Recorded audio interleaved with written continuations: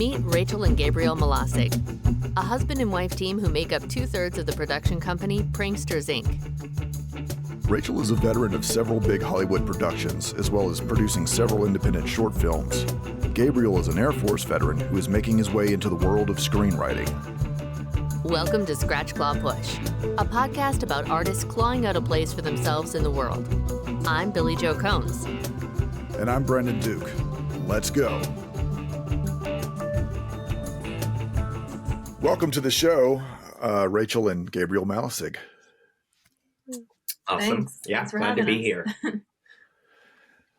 Sorry, go ahead. I'll say at the No. Go ahead, Billy. I'm sorry.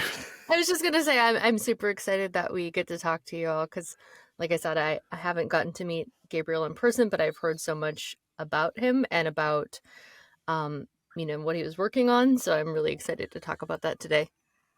Yeah, absolutely. Okay, so at the outset, we have a ritual that has become a staple of our show.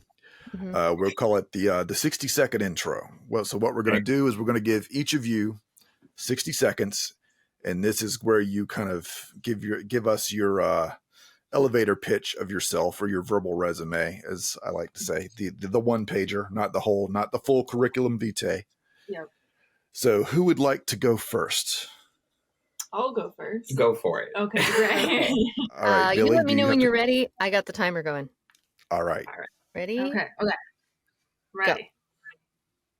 So I'm Rachel Malasig. I work my day job to support myself. I'm assistant production coordinator on larger big budget studio projects.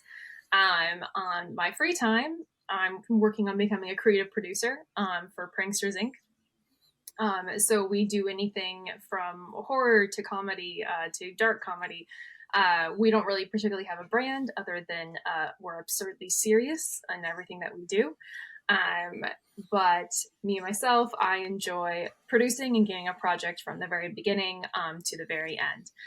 So that is just filling in the gaps anywhere in between, from jumping in and slating a shot if I need to, and finishing up the edit and the sound design in post-production. I'm very excited to work with my husband, Gabriel, from Pranksters Ink, and then my best friend from film school, Megan Mead. We are really good friends outside of work, which makes working together a lot of fun. Oh, and we're at time already. Wow. Okay. Yeah. Great.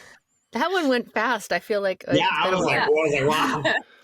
I was very involved in what you were saying, so I feel like that's usually I'm watching and just kind of anticipating, but no, I was just very absorbed in what you were saying. So yeah, you packed a lot into that minute. I'm impressed. Yeah, I was like, wow, she's just going. We're going for it. All right, I guess I'm ready. You ready? Okay, right. Let me know. And go. As Rachel said, I'm Gabriel Malasig. I'm an active duty U.S. Air Force officer. I'm a Filipino American, and I am an aspiring screenwriter. I think my biggest accolade up to this point is I was the 2022 Best Feature and Best Overall at Slamdance for my feature American Retail, which is a kind of a blue collar American Psycho, basically. I love writing stories that are unmasking some of the American facade in my features. So that's the first of I hope will be a series of features that kind of touch on pillars of the American culture. And then I'm currently developing my TV side of writing, working on a pilot and looking to potentially get staffed sometime after this strike.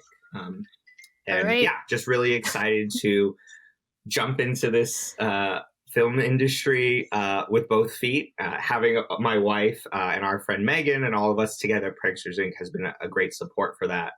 And I feel, again, extremely excited. All right. Just over a minute. Cool. Okay. Perfect. Nice. Thank you for doing that. I like to challenge people because, sometimes people's bios get too long and then you don't get to the meat of the actual discussion. So, so it's fun to just kind of challenge people, pack it in. Cool. Well, where do you want to start? What do you think, Brandon? Wherever you So want. Monday. Sorry, guys. yeah, so Rachel, I've noticed that you've got a couple of you've got more than a few indie things on your resume. I'm checking on your IMDb page, but you've also worked on some pretty big budget productions as well. Yeah, it's been a funky combination. I started, yeah, I'll say I really started my career in earnest when Gabriel was stationed in Oklahoma. And so I was doing a lot of indie, low budget, anything from, I think the lowest budget feature I ever worked on was like 75,000 to 100,000. So very small crew, very small budget. I think we filmed the whole thing in 12 days, 2 6-day weeks. And then the biggest budget thing I think at this point is Don't Look Up, which was probably, I think, ended up being over 150 million. Although that budget got weird because of COVID, because they were still figuring out COVID when we were filming that.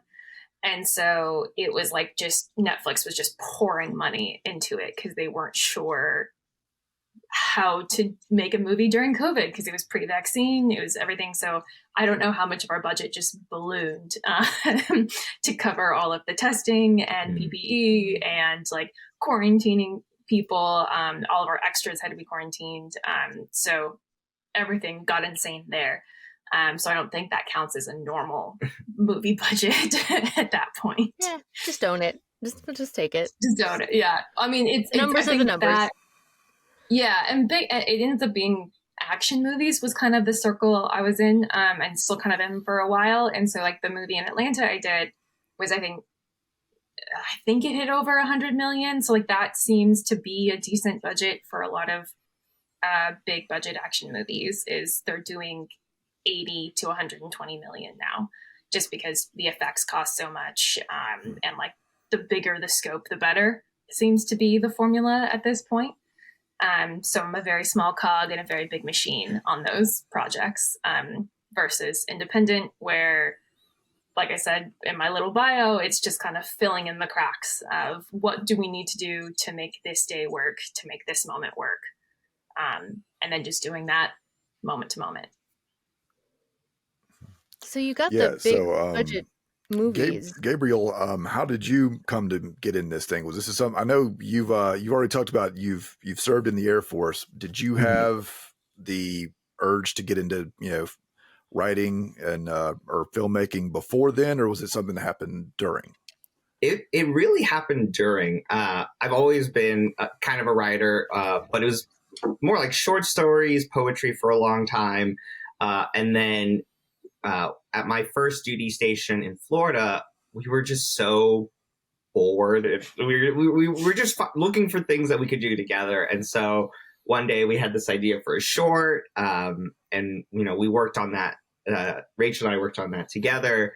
And then as Rachel and Megan have continued to kind of grow in their craft, it became very obvious very quickly that they had formal training I did not. And so Rachel encouraged me to look into an MFA in creative writing. I took a few classes, really, really found a passion for it, and then just decided to, kind of go for it.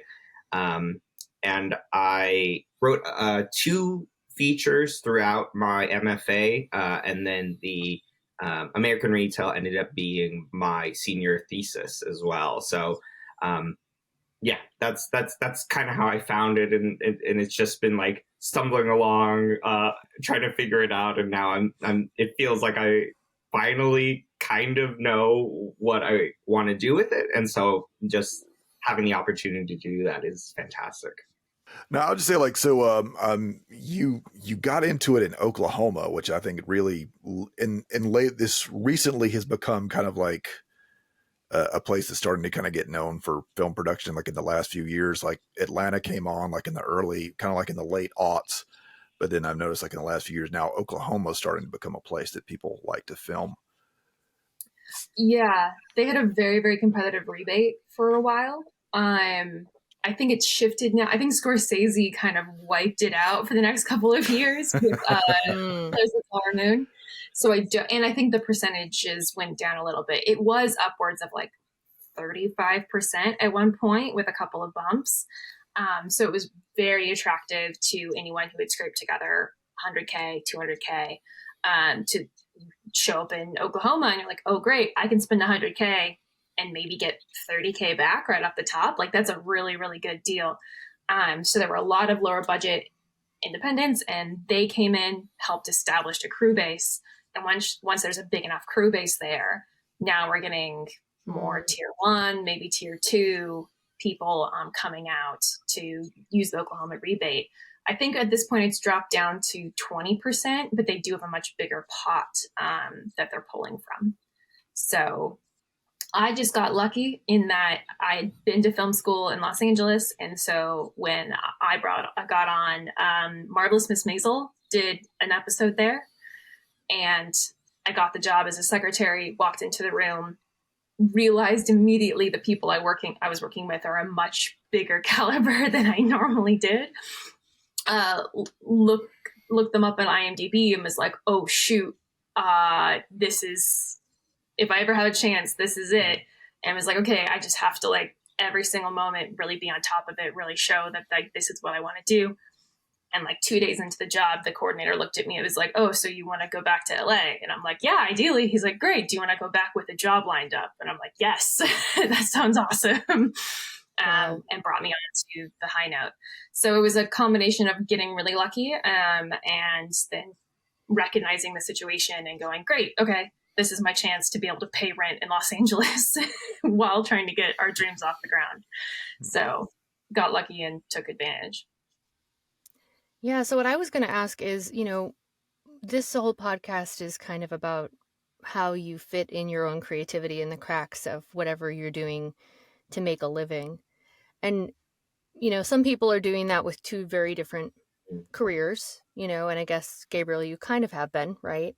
So I guess I'll ask Gabriel first. How have you fit in the creative side of things while serving in the Air Force? Yeah, it has certainly been a challenge, working a full-time job and the nature of the military is you're kind of always on call. And so being willing to set aside time for a while there every day, I'd work 8 hours. I'd go to the gym. I'd come home and it was just like, okay, I'm going to sit in front of my computer for an hour and a half, 2 hours and try and get pages typed up because it is so much of it is the diligence and being willing to try and make your ideas come to life. The other thing has been, working in cooperation with Rachel has, it doesn't feel quite so much like work. It definitely has a more relaxing experience when you're doing it with someone who you really care about, because then you can it feels relaxing versus like a task that has to be completed. Feels less like work. Yeah I know there's that famous saying that if you have a job you love, you never work a day in your life. I don't think that's entirely true, but I kind of sometimes want to find that person and punch them in the mouth. But it's so what I mean. I'm assuming you two are. One can only assume you two are aspiring to work together more in the future. You have Pranksters Ink with your partner Megan Mead, and so tell us more about like how did that. I said you went to school together. What was the driving force behind like saying, okay, let's start a thing together? Because it's one thing to be off on your own, and you're Rachel, you've obviously been working this whole time, but like when you really kind of take that leap to start like a production company together, that's a very specific decision. Tell us about that. I mean, it's funny that you say that because I don't. I guess I was starting back in college. We met freshman year pretty early on, and then immediately were very intimidated by the other person. We were both like, "Oh, they really know what they're doing. I have to beat them. Like, and so we had this weird competitive edge going on for the first like freshman year of college. And then kind of fell into a friendship and realized that we were both like really intimidated by each other, and thought that was really funny, and ended up living together the summer between our freshman and sophomore year. And we were like, okay, if we want to create things, we got the piece of advice that you have to push through the shitty versions. So if you make something and it's not up to your standards, it's not the image that was in your head, that's normal. That means you have good taste. But you don't have the skill set yet to actually get the thing done. So we kind of took that piece of advice and we're like, okay, great. If we're going to make a bunch of shitty stuff, might as well start now. And so that whole summer, we challenged ourselves to make a short film and release it on YouTube every Thursday. So it was like the two of us, and we're like, okay, we're going to come up with a concept, we're going to edit, we're going to shoot. And like, we were both working at a restaurant at the time as like bussers. So we're trying to do like 40 hours a week at this restaurant, and like shoot, edit, produce, write, shoot, edit, produce little derpy short films the whole time. And that really cemented our friendship and our creative ideas together. And then after college, we had gotten married. He had been stationed in Florida. And so I was like, okay, well, I'm going to be out of LA for a bit. So I don't know really what the next step is. And Megan, who wanted to write and direct, was kind of doing stuff on their own and had gotten a bunch of support off the ground for a short film called Sugar Daddy, which was a very personal story to them. And I was in Florida, in Oklahoma. I wasn't really able to help with a lot of the logistics and getting it off the ground. So that was almost entirely Megan.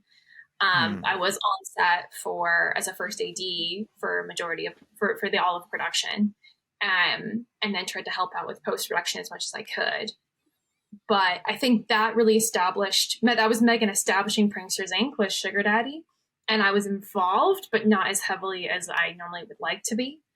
And then when I got the job to come back to Los Angeles, that was really the moment that we were like, okay, we can now do this together. We could now actually make things happen, and put in an effort to get stuff off the ground. And Every Corner was our first fully collaborative version on that, when we were both there, both making decisions together from the beginning all the way through post-production. So it was kind of like, there was never an intentional moment of like, we're going to found Pranksters Ink. It was like, we've always made stuff together, so we're going to continue doing that.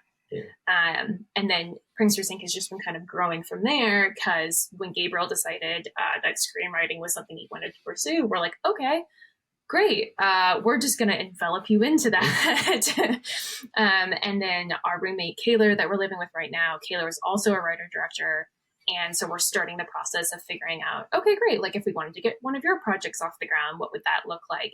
So it's more just this like slow intention, like not really intentional, but like slow osmosis of us just kind of going to the creative people we care about in our lives and going, okay, you want to make stuff? Let's make stuff. Yeah. And going step by step. And it's a long, slow process because we're funding stuff ourselves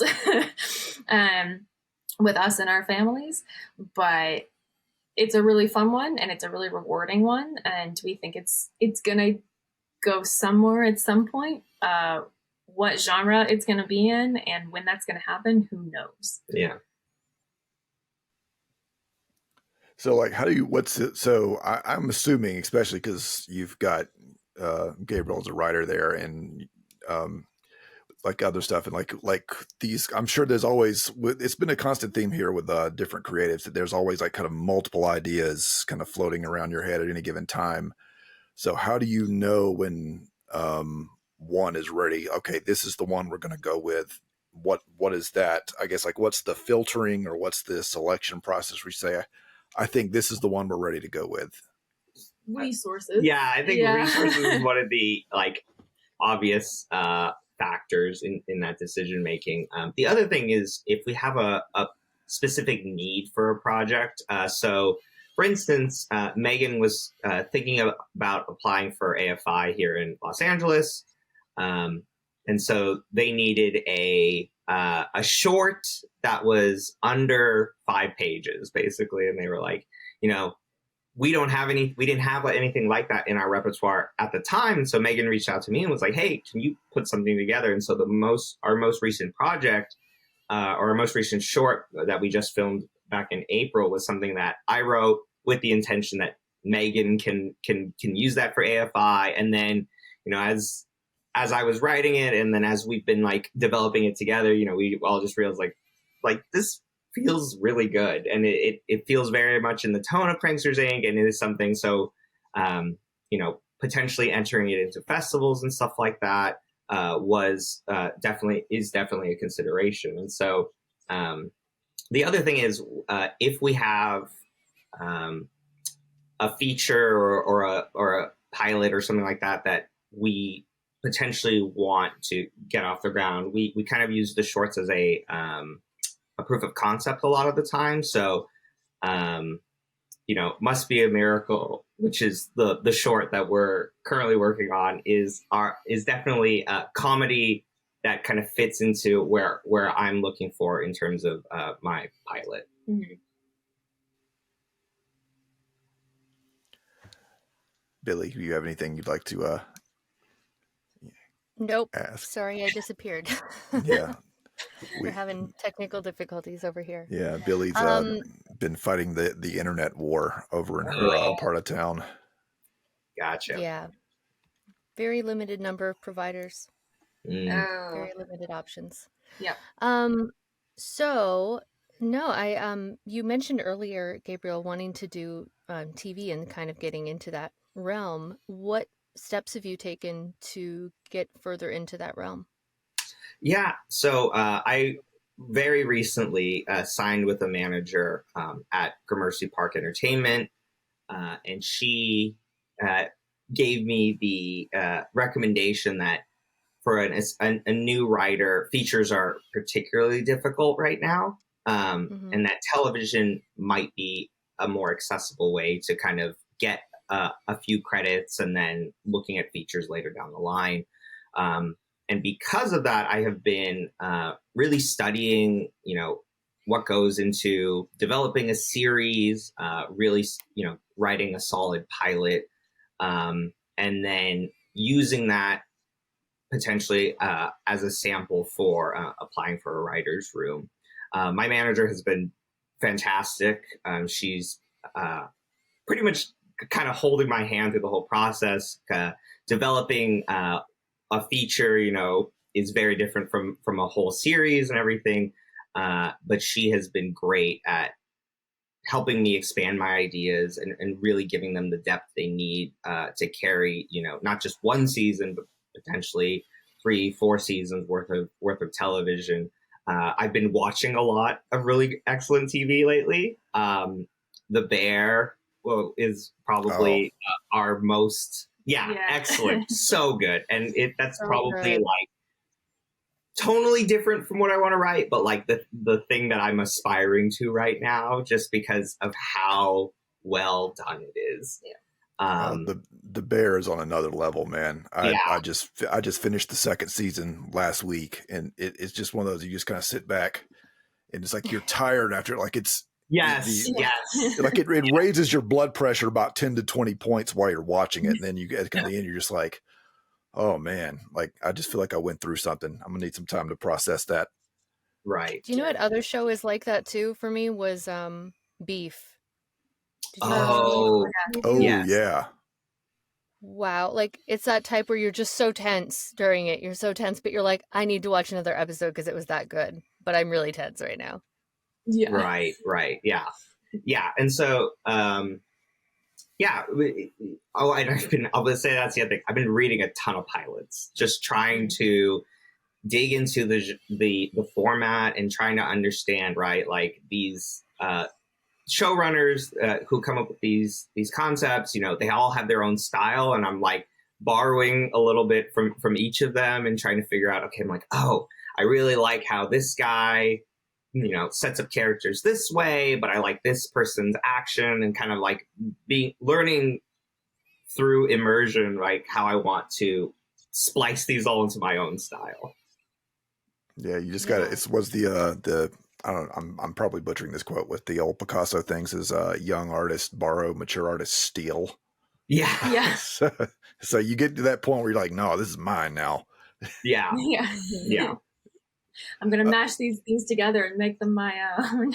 So what's the, like, so we've already talked, so obviously The Bear is something you're into. Like, what's some other series that you've been particularly drawn to from like the writing standpoint?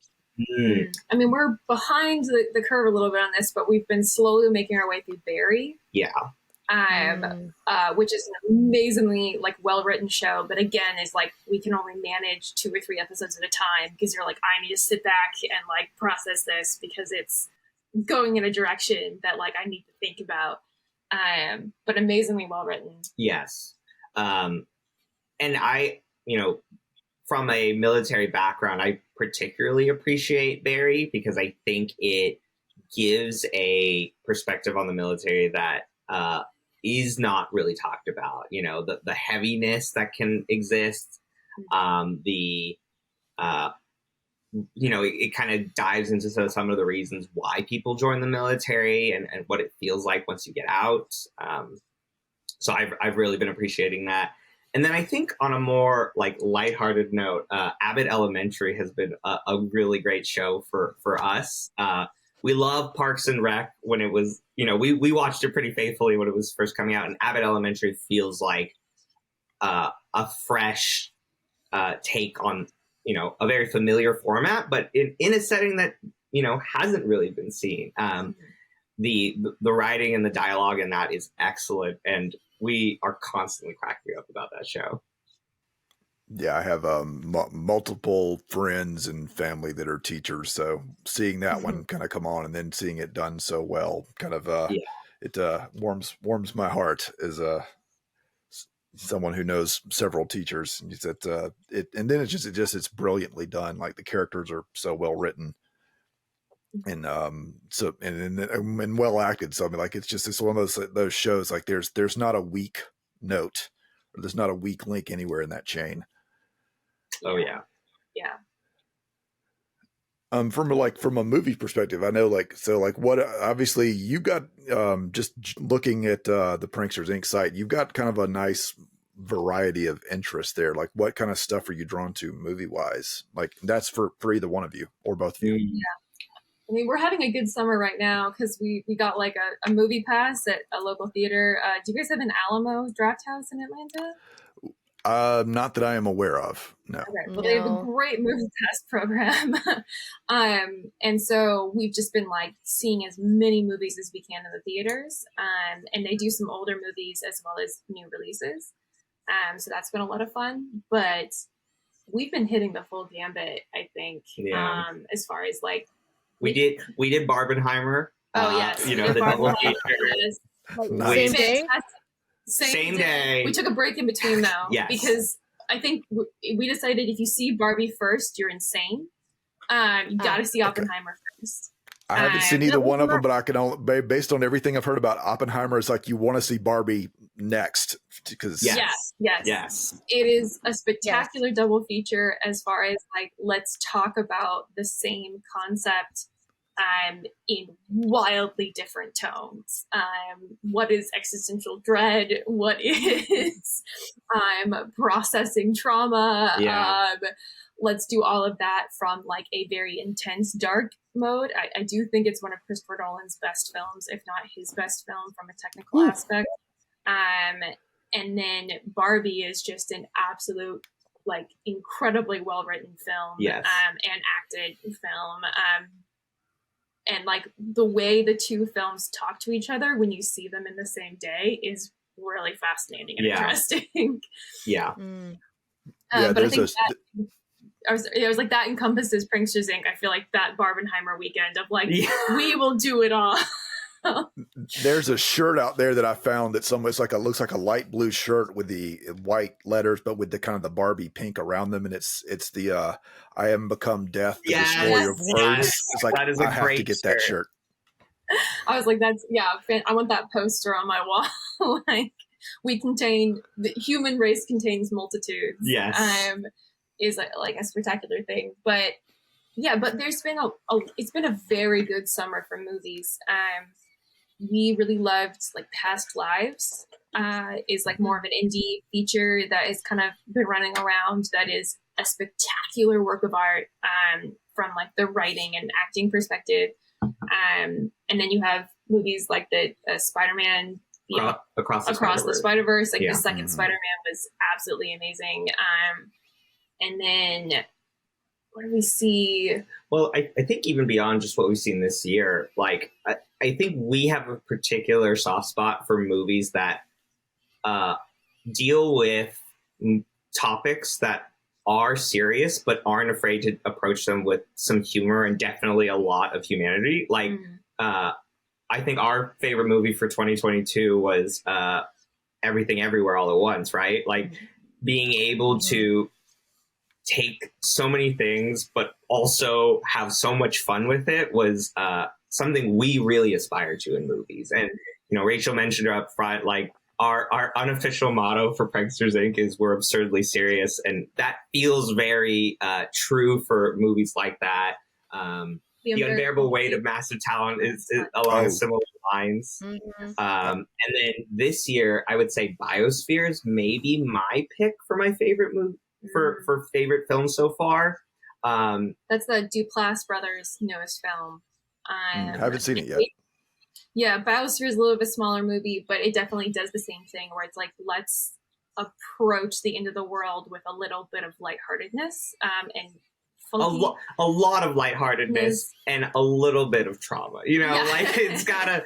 But I think that really speaks to a lot what a lot of people are feeling, right? And I think if we were just getting hit with you know, all of these dramas or more seriousness, I think we as a society just couldn't take that. Like we need the humor right now, and we need the Barbie to the Oppenheimer. Correct. Well, what they say, comedy is just pain plus time, right? So, I mean, Lord knows there's been enough pain to go around the last few years. So I guess we give it time, and maybe it's funny you mentioned that because I was just thinking the other day, like there's been like a resurgence in the last few years of like great comedies out there. I just finished watching Marvelous Miss Maisel. My wife got me into Schitt's Creek, which I think is probably one of the best. That's a great show. One of the best comedy, and for my money, I'd say that'd be in my comedy, show top 10. Yeah. Maybe even top 5. But I mean, like, but there's been a, and then you said just like Abbott Elementary, like there's been a seems like a resurgence in recently. Now you got Barbie and like some of the movies, like it feels like there's, and I guess maybe everything just kind of ebbs and flows in art, but it definitely feels like there's been a resurgence in the last few years of like some really strong comedy coming out, like both in TV and in film. Yeah, like comedy that like isn't afraid to do more than just make you laugh. Like it's not just like, I mean, there's a place for that type of movie that's just escapism. But I feel like people really want more right now. They're like, okay, yeah, I want to be able to laugh, but also make me think, also like help me process something through that laughter. Yeah, I think dramedy is like really where it's been at. Like you mentioned Barry, and Barry is it's so a comedy. It's not Breaking Bad, right? But it has elements that Breaking Bad has, and it still is also hilarious. And there's just a lot of shows that have been like that in a very painful way. Yeah. Well, but also just like NoHo Hank is one of the funniest characters ever, and like he has these moments where he gets very real very quickly, but most of the time he's just like, he just wants to tend to his flower garden, like he's the comedic relief, but he's not afraid to have moments also. Yeah, I love him. Yes, I mean, you've also like I've noticed on your website, Gabriel, you talk about just like some of the stuff you're drawn to, like kind of it's say like writing stories that question and undermine the American facade, like, and then I mean, comedy is obviously a great way to do that. But I mean, so what's kind of and what's interesting, especially because like having been in the military, I know both of you have had the chance to travel like all over the country. So you're not just kind of been, your viewpoint hasn't been limited to just one region. Right. So like, has that been something that kind of fed into kind of the viewpoint or the? Yes, absolutely.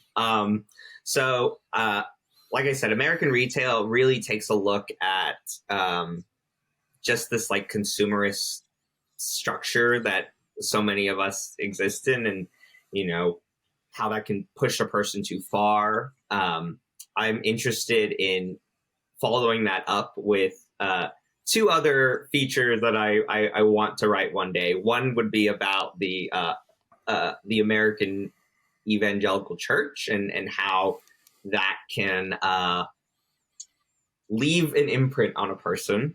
And then the third one that I think I need some space for before I can get to it is how the American military can also be, it is this pillar of our society, but at the same time, like there's a lot about it that people just don't know about. People who haven't been a part of the organization, that they would have never experienced that.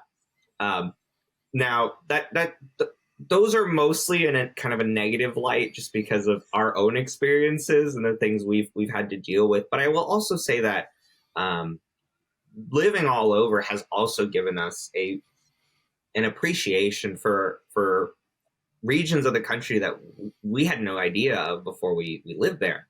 I was in Oklahoma for 7 years. It was very different from growing up in California for all my life. But leaving there, I have a deeper appreciation of the people who choose to live in that setting. And I understand a lot more of why they're there and what they value and how we can still connect. And so I don't want to say that like it's all bad. There's a lot of love and a lot of loyalty in other parts of the country, and I also want to like be willing to highlight those good things as well. Yeah, and it's like too, like in Rachel, if you're up more from like upper Midwest, if I'm correct on that. Yeah. So all of my extended family is in the Pacific Northwest, so Oregon, Washington, and I lived there until I was 10. And then moved to northern Minnesota. So that's where I graduated high school. That's where I went to middle school. And so Minnesota definitely has a soft spot in my heart. And I would love to film a movie there someday. But yeah, like that colored with, going directly from Minnesota to Los Angeles for film school was a very like drastic shift. And then again, a very drastic shift when we moved from Los Angeles to Florida. And so getting to see so much of the country, I think has been really, really good for us. And like has given us a lot of life experience for how young we are, that we've lived in, I think we counted it up, like I've lived in 12 different states. Yeah. For at least like 4 months minimum. I haven't lived in as many states, but it's like I'm 29 and I'll have moved like 25 times in my life. Yeah. Like, and so like bouncing around just gives you so much, you meet so many different people. Yeah. And getting such widely different perspectives on the world is really interesting. I think it gives us a very interesting perspective on like, American culture and how diverse we really are as a country. And that gets funneled into politics so much and like watered down so much. And so it's really interesting to us to look at much more specific instances. And we're like, okay, why does this person in this spot think this way? Yeah. That's interesting. I mean, That's one of the especially things that I think like, go ahead. Oh, No, sorry. please, go I ahead, think there's Billy. a lag today. That I read an article once. I read an article once that was about, how American regionalism in film has suffered greatly because of the centralization of the creation of film, and how, the interesting things about film are when you get those different perspectives, right? But right now it's very centralized in Los Angeles and now a little Atlanta, but at the same time, not really, because honestly, the stuff that produces here year round is minimal, and the stuff that comes from LA is a lot. So you're not getting those voices like you used to. Like, Right. they're sort of few and far between. The Coen brothers, for instance, you know, they are one unique voice that gets to have their unique voice, or Scorsese, but they came from a time before now where everything is really coming out of this one center. Yeah, which is funky because, like, for the first time in the past 10 years, like, the amount of money you need to make a film is so much lower than it used to be, because you can shoot digitally. You can shoot an iPhone and it'll look fine. And I think that's just like a sign of like the economic issues that we're currently facing as a country, where it's like the threshold is so much lower to be able to make something, and yet so many people, especially in the middle of the country, aren't able to have that kind of disposable income. And so it's a real struggle for a lot of people to get their voice out there. Combination because of resources and because there is so much content online. You might make your thing, it might be really, really good, but you don't get lucky and the algorithm doesn't like it. And so it's like, okay, great. Like, your voice is just shouting into an abyss at that point. And there might be a lot of people that really agree with it.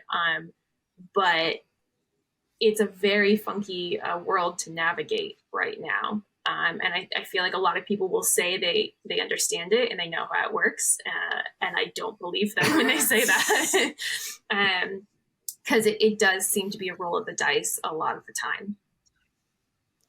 That so much of it is tied to the distribution. And if the you know, people that making the movies, that have the most money to make the movies, are somehow still connected to the distribution, they have full control, even if there's supposed to be a separation between those two things.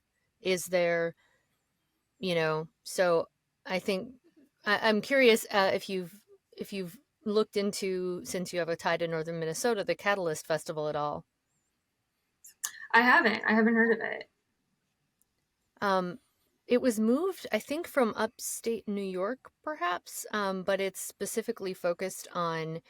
I don't want to say this wrong, but it's like it's called Catalyst Story Institute, and it's a festival where, you know, they bring in people from all over. It's really meant to be separate from LA on purpose, and they wanted to keep it sort of, you know, somewhere aside where things could really be sort of explored in a way. A lot of it's about TV content. But if you haven't heard of it, I would definitely recommend it, especially if you're getting into TV. So I know my old roommate who we interviewed recently, she had talked to the guy who runs it. Oh, okay. Cool. Yeah. So it's kind of what Sundance used to be, is what it sounds like. Maybe. It looks like they have panels, script readings, pitches, workshops, all sorts of things. It's actually coming up in September, end of September. Oh, okay. Yeah. I'll send you the link. Okay. Yeah, that sounds great. Yeah, because like I've had a feature idea bouncing around for a little bit that I'd love to film up in my hometown in Traditional Falls, or at least Duluth. It seems like there's some crew in Duluth, and there are a lot of benefits rebate wise for going that far north. It was just, I think I called the Minnesota Film Rebate office, and she was like, yeah, like that would be great, but like their like the government support for their rebate just isn't quite there yet. So they have some money. But that mostly goes to commercials and like smaller things like that. They don't really get a lot of features in the area. So it's something that's like, okay, I'd have to have a little bit more. I'd have to be able to bring in more resources. So it might be like something later on in our careers to actually get up there. I wonder, was Iron Range with Charlize Theron the last one? That was the one that was up there, right? Yes, that was the last. Or was it called that? I'm trying to remember what it was called. I mean, that was a while ago, I think, right? It was shot on the Iron Range. It was quite a while ago, but I remember that Yeah, shooting up I there. know there was like a football one, like a period piece football one that was shot up there as well. But that was like early 2000s, I think. Yeah, Minnesota used to have I'm curious a to know, lot like, what better. from like having worked on some of these the big productions that you have. What is some stuff that you've taken with you, or Oh. tricks, or just general knowledge that you've been able to like apply on these indie features? It's interesting. Or is it just kind of like a general working knowledge of just like no, now that you've seen like the big machine, like it's easier to scale down? It's interesting because like most of the time it is like a scale down. It's an edit. It's a okay. This is what we would do if we had time and money. I don't have time and money, so how do I edit it back? I think it's nice to know both, but it does feel like a very different tool set to me, because most of a studio film is knowing your spot in the machine and in the process, and every feature is different. Anyone in the big feature world who's like, oh, I do things the same every time, that's insane to me.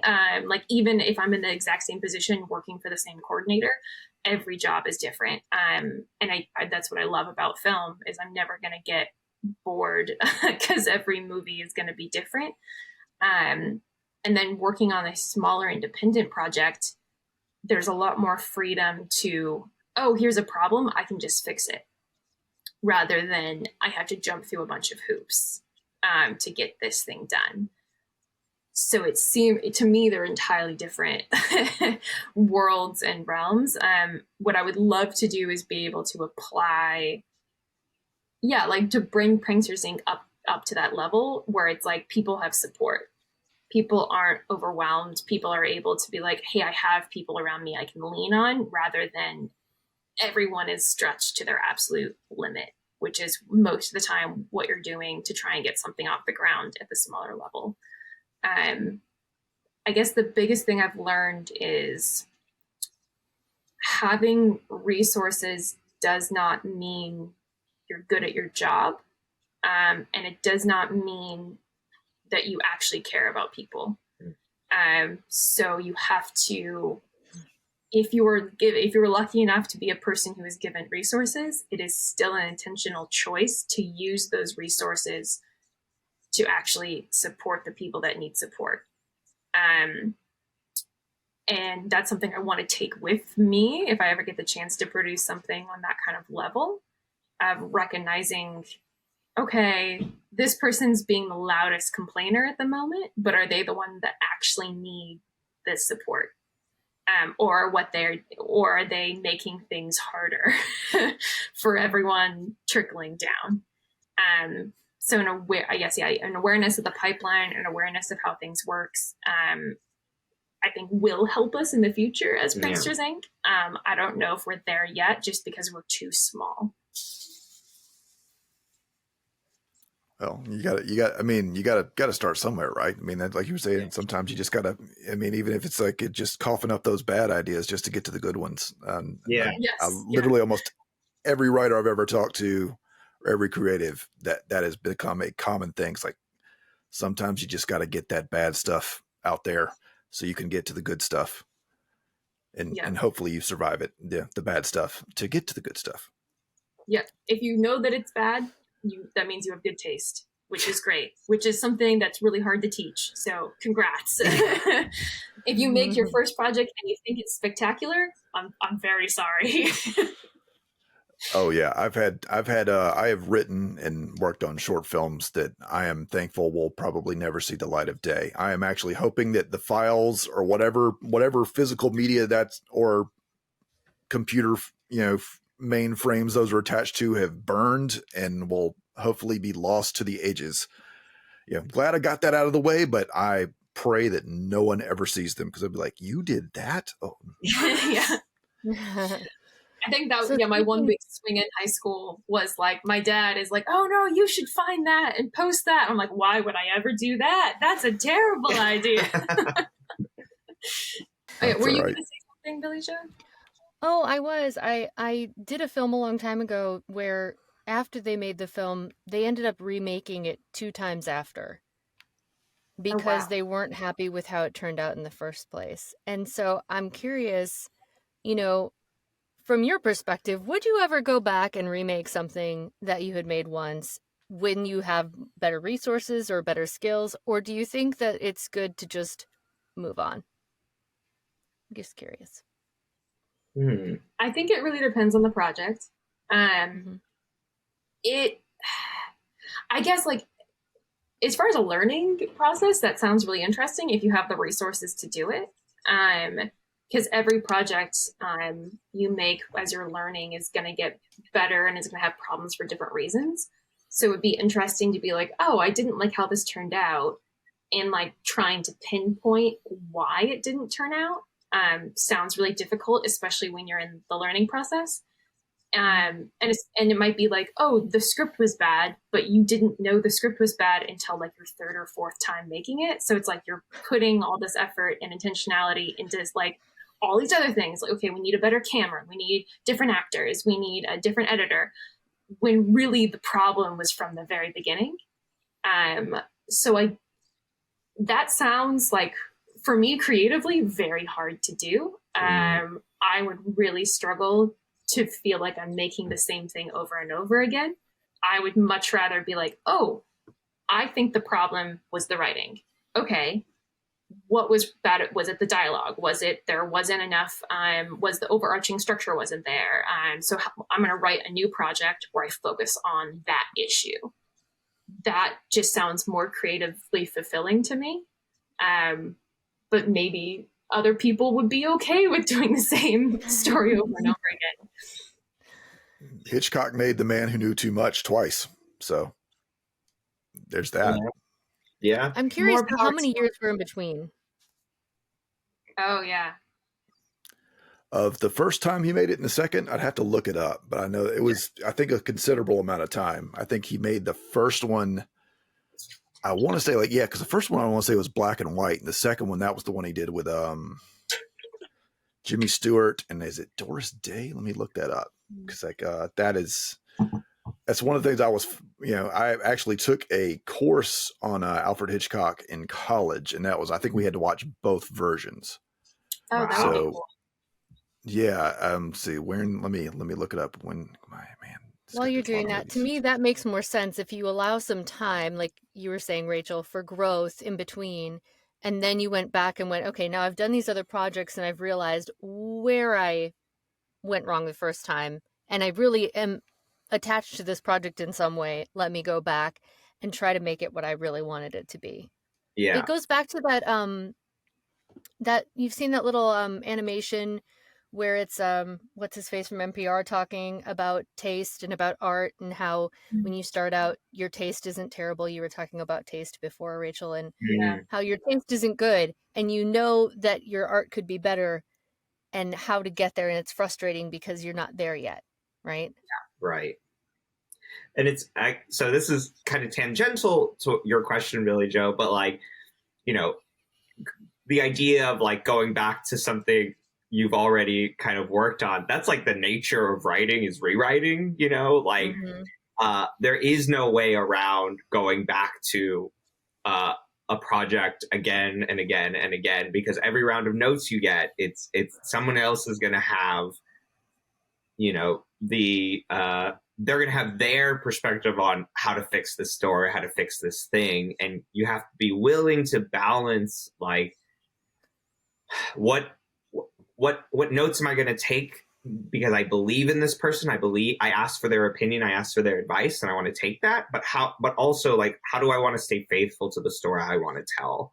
And that's a really interesting line to walk, because, are you writing to imitate somebody else's voice, or are you writing to champion your own? Has been one that has been something that has taken me some time to find, but I think I've got a decent handle on now, until the next round of notes comes around, and then that all that confidence goes out the window again. What's that famous saying that no art is ever finished, it's just abandoned? Yeah. Yes. That's what I was just going to say is like when you have a novel, people will ask like, well, how do I know when my novel's finished? Because it's never going to be perfect, right? Nothing is Right. ever going to be perfect. So you have to know when you're okay letting go of it. Yeah. And I will say the other thing that has been incredibly helpful to me in my writing is I've had some mentors who have not been afraid to tell me that something just kind of sucks. Like they have been willing to say like, I don't think, you know, this character isn't wrong. It's the whole thing's wrong, and you might need to start back at square one. Which hurts to hear when you're 40 pages into a feature, but also like I'd rather hear that 40 pages in than when it's done, you know, and having to scrap, you know, 90 to 100 pages is way worse than just starting over at 40. Yeah, and they were kind enough to say it in a very compassionate way, but they told me that nonetheless. Yeah, I feel like every artist, you know, wherever feel like you need someone to tell you that. I thought one of the best kind of, it started out almost like a backhand compliment. I was mentioning before, I used to be an art major. I had this teacher one time, you know, we were in drawing class, and he stops the class and he points at my the thing I'm working on, and he says, you know, most people would say this is a sensitive drawing. I say bullshit. This is a chicken shit drawing. And I'm saying that because I know Brendan can do better. So it kind of was like, oh, well, thanks. Yeah. You're like, oh, well, thank you. I guess I'll take that as a compliment. No, it ended up being one of my best, because sometimes you just need someone to say like, you're just not getting it, man. It's, and I feel like that's on one hand, like, we're all, as artists, we're all kind of like maybe a little more sensitive than average. And, you know, that stuff really, you know, anything is going to just hit you so hard. But at the same time, it's like, that's really the only way you get better. Sometimes just say like, nah, man, you just missed it. I interviewed an actress a while back, and says her father will like watch a movie, says, I think you missed the boat, honey. just straight up tell her. I'm like, whew. Wow. Yeah, but I mean, at the same time, but that's how you. I mean, you see what happens out there when artists or of any kind, filmmakers or musicians, they just surround themselves with yes men, and suddenly everything you do is gold, and you don't improve. Yeah, but I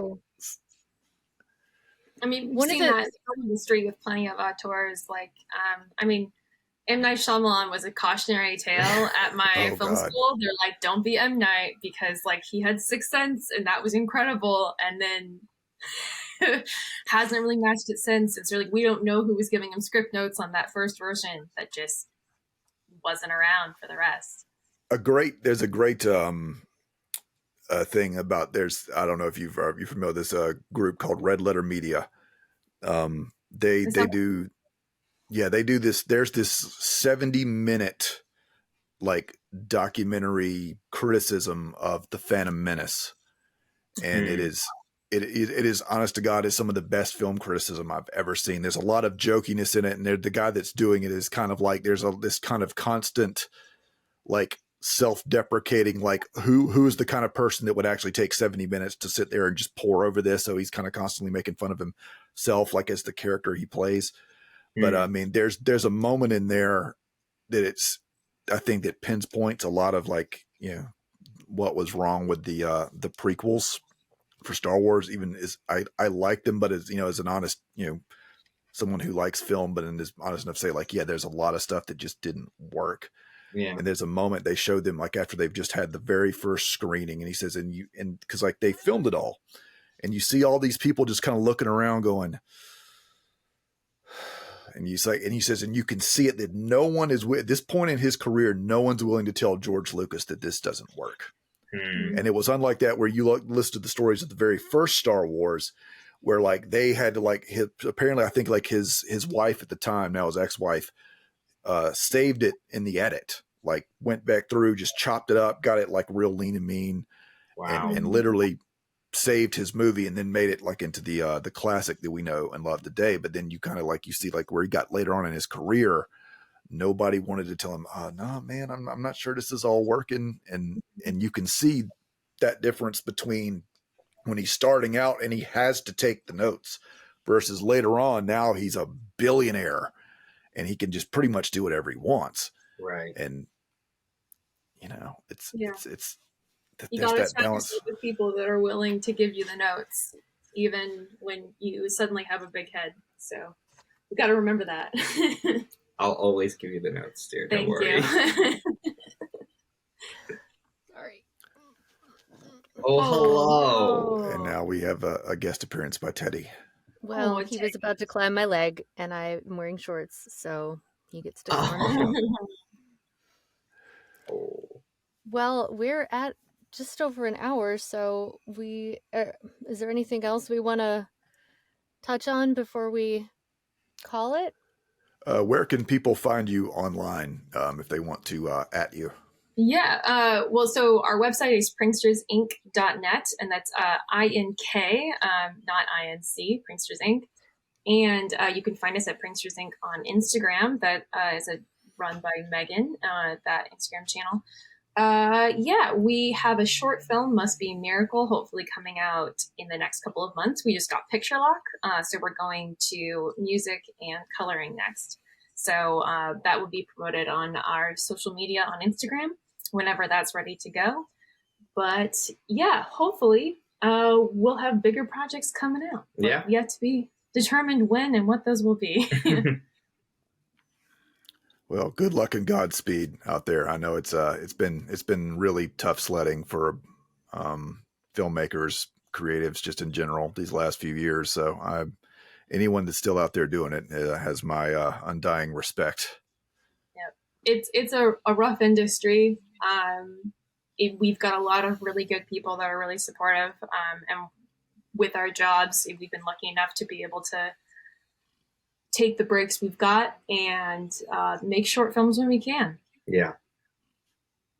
That's exciting. I can't wait to see what else you all do. So yeah. Thanks so much. Yeah, thanks so much for having us as well. Yeah, this has been great. It was great to chat with you guys, to meet you, Brandon. It was good to see you again, Billy Joe. Yeah, great to meet you both.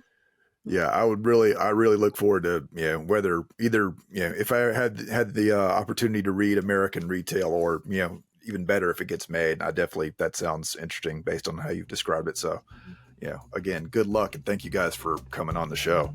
Thanks so much. Yeah, of course. Have a great day, y'all. That will be all for this episode. To keep up with the show, follow us on Facebook, Instagram, and Twitter at ScratchClawPush. If social media isn't your thing, you can contact us at scratchclawpush@gmail.com. This podcast has been a Carcutta Media production.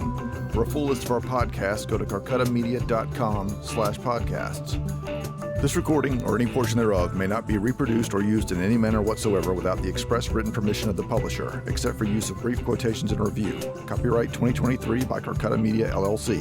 All rights reserved.